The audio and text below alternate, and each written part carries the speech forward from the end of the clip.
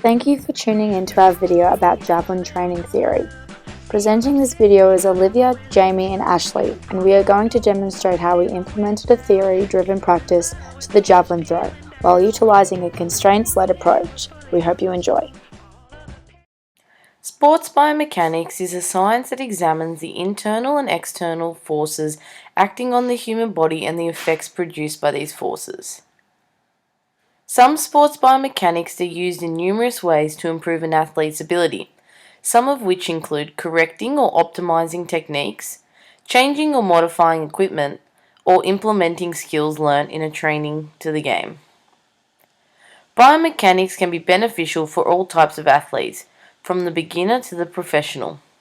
Biomechanical analysis allows for athletes and their coaches to develop efficient movement patterns suited to themselves. Looking at the athletic event of javelin, biomechanical analysis is crucial in developing an optimal technique that also allows for longevity. These professional athletes are looking for new ways to improve their throws by a couple of meters, and using biomechanics is one way of doing that. After watching Jamie throw the javelin for the first time, it is evident that she could benefit from using sports biomechanics to improve her javelin performance. From dissecting the video evidence of Jamie's throw and comparing it to the professional athletes, it is clear that Jamie has two key flaws to her current technique. The first being the angle of release, and the second being the force she generates through the throw. Firstly, we are going to look at the angle of release. The angle of release is one component of the biomechanical principle of projectile motion. The definition of projectile motion is used to describe the path of any object going through the air under its own influence. Projectile motion includes three aspects: speed of release, trajectory or angle of release, and height of release. These three factors work in unison and affect one another when throwing the javelin. But from Jamie's initial javelin throws, we will be focusing on the angle of release. From the video, Jamie currently has a low and even flat angle of release, which is having significant influence on her achievable throwing distance. The ideal angle to throw an object from ground level is 45 degrees, and when an object is thrown from a greater height, the angle should decrease. Research completed by Bartonines in 1995 suggests that an athlete cannot throw an object at the same speed for all angles of release, and as the angle increases, the speed declines. Therefore, when throwing a javelin, the release angle needs to be lower than 45 degrees, and many researchers suggest that the optimal range for adults is between 32 and 36 degrees. No athletes are ever identical in their body composition and technique, and this is why an optimal range is provided and not a specific angle. Bartonines suggests that all athletes will have a unique combination of release velocity and angle which depends on their physical size, strength, and throwing technique, which implies that each athlete has their own optimal release angle.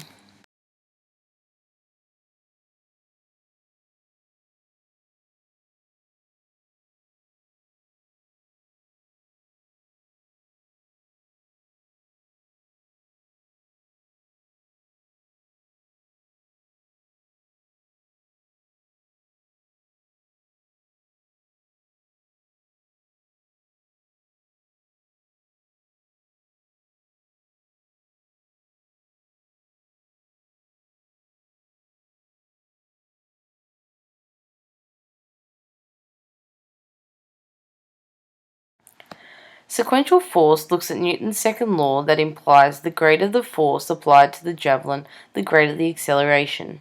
Force summation is the use of several different body parts in a specific sequence contributing to generate force. This biomechanical principle is a vital part of the javelin throw. The force starts from the ground and works up the body as energy is transferred from one body part to the next, and ultimately into the spear. J. Sylvester. To have a successful sequential force summation, timing is crucial. Each body part needs to be well timed and should only start moving once the previous part has reached its ideal acceleration. The arm extension is one of the last phases of the sequential force summation and has the possibility to have a large impact on the throw if the athlete does not have the correct technique or the correct timing. When Jamie shortens her arm in the throw, she is limiting the amount of power that she can create through those arm muscles. But also, she is limiting the amount of force that can be transferred from the previous summation that has been built through the lower muscles. Athorn states the summation of force principle explains that the force produced during the movement of one body segment, for example the lower leg, will be added to the force produced by the next body segment, aka the thigh, and then to the next, which is the trunk, the chest, and the arms, and to the next, the wrist and the fingers. The following quote explains the importance of continuing to build on the force previously made by the lower muscles. If Jamie was to extend this arm back to its full extension, she would build more force through that muscle itself, but also allow the force previously built to continue through and develop through to the elbow and fingers and produce for further distance on her javelin throw.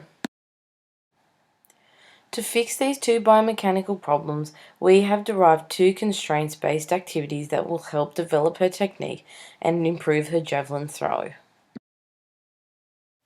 As explored before through the biomechanics lens, Jamie has two flaws in her javelin throw, the first being the angle of release and the second being the force that she generates through the throw.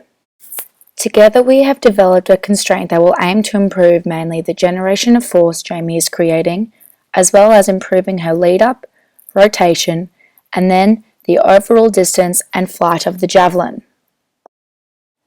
To begin, the field has been set up with a small foul line in front of Jamie and an orange hoop at her target distance of 15 metres, which is her goal distance to reach. In this constraint task, Jamie will be given 3 different types of throwing equipment. The first will be a vortex to establish the correct stance and to warm up the arm. The second will be a 400-gram javelin, and then finally to finish a 600-gram javelin, which is regulation weight for her age. For each of these, she will have to complete a standing throw and a 3-step run-up to make sure that all elements of a javelin throw are being performed in the same environment. To begin the task and before every throw, Jamie will set up in a sideways stance with the javelin brought back straight above the shoulder and the tip next to her eye like this. This will force Jamie to recognise the correct stance that the javelin needs to be in every time she throws. She will also be able to see that when she does set up like this, it will have a positive impact on how the javelin passes through the throwing process, such as the rotation through the feet, legs, hips, shoulders, elbow, then the wrist, as well as how it flies through the air. After she is in proper position, Jamie will aim for her target and complete the throws.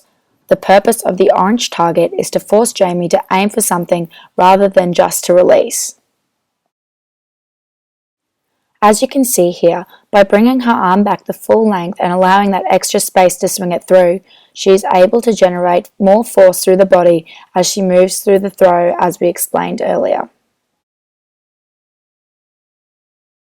This particular practice constraint incorporates a hands-off approach as it targets a common problem with a hands-off solution that will encourage Jamie to organise herself and find that the release of the javelin is the most important part to make it land on or beyond the target. She will be able to correct herself based on where the javelin is landing until she finds what works best for her and her throw. As she gets more comfortable, she will be able to just practice this constraint with the 600-gram javelin, allowing for a more accurate result and practice in general. The neck constraint has been designed to improve the angle of release. As explained before, an optimum angle of release has been created for all javelin athletes to work off to ensure that their throws are able to travel as far as they can. Most beginners would not know why this angle of 32 to 36 degrees is so important. Therefore, we see in beginners either very low or very high angles of release. As you can see here, there are a number of inconsistent angles of releases in Jamie's throws. Therefore, a constraint is needed to help her adjust. A javelin will be stuck in the ground just beside her and in front, with caution to make sure that she doesn't run into it. Because Jamie's throws are more commonly thrown too low to the ground, having the stick in her peripheral view will encourage her to throw above it, therefore resulting in a higher angle of release. Once again, this activity can be modified to make sure she is getting the most out of it. For example, if she is now throwing too high, she can move the stick lower until she is able to release the javelin at a good angle. Both constraints force the athlete to constantly change and improve her technique to successfully complete a well-executed throw. This is effective because it reduces the need to constantly monitor practice and intervene with verbal instructions to Jamie, as she is getting constant task-related feedback from her hoop and videos. Jamie can also look to sports psychology to help her improve her javelin performance as a beginner.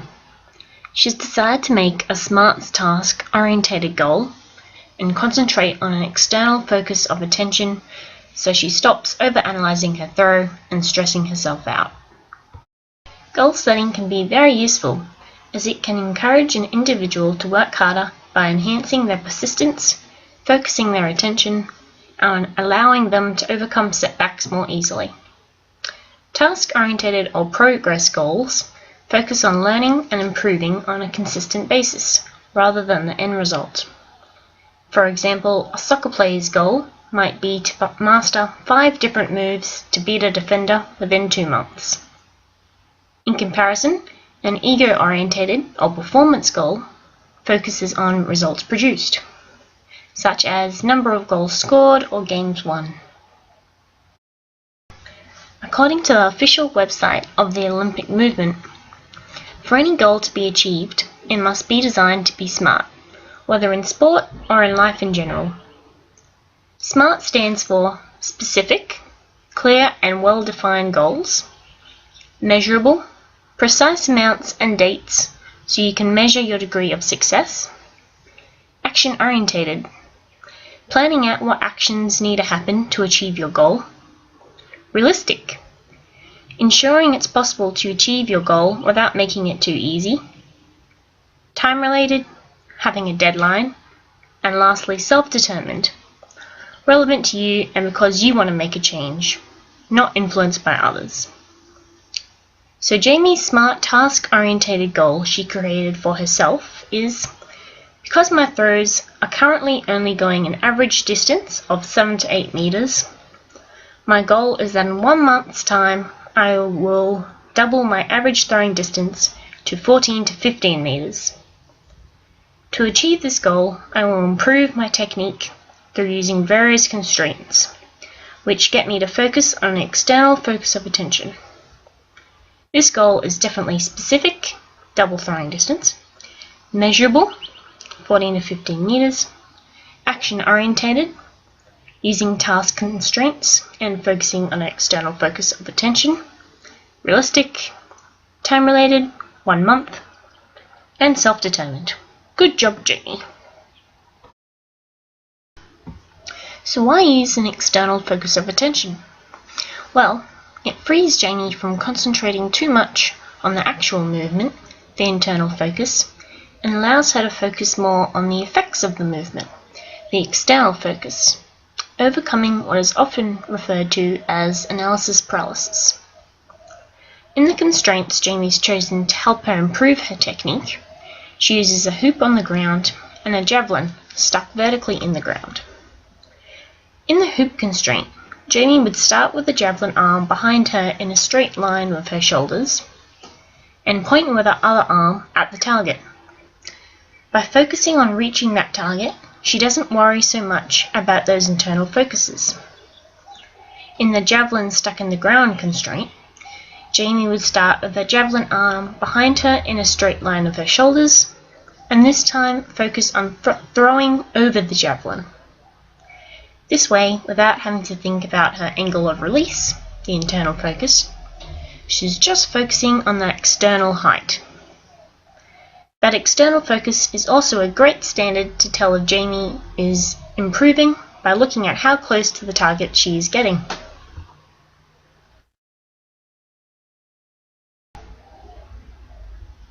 In a month's time, when it came for Jamie to test if she had reached her SMART goal, she found she had not only doubled her original distance of 7 to 8 meters, but tripled it, reaching an average distance of 21 to 23 meters.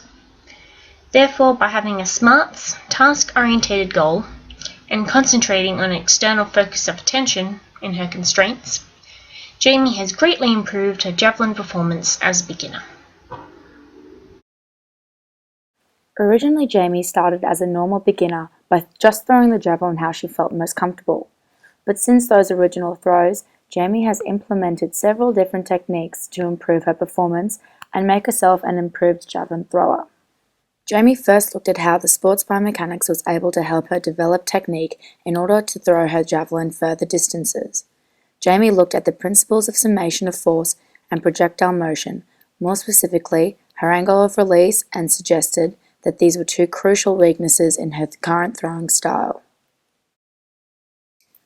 To improve her javelin throwing, she needed to fix the issues that revolved around the lack of full arm extension, which subsequently didn't allow her to use the full force that was being created by her lower muscles to be transferred into the javelin.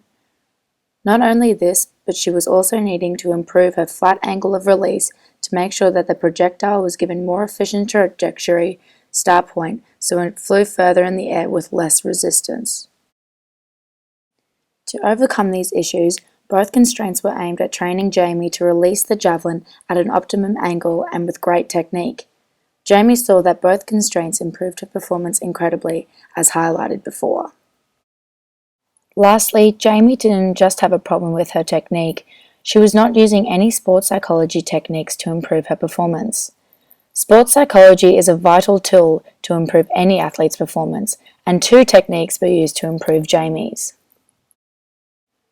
Jamie originally started using external focus objects to take her mind off the internal forces.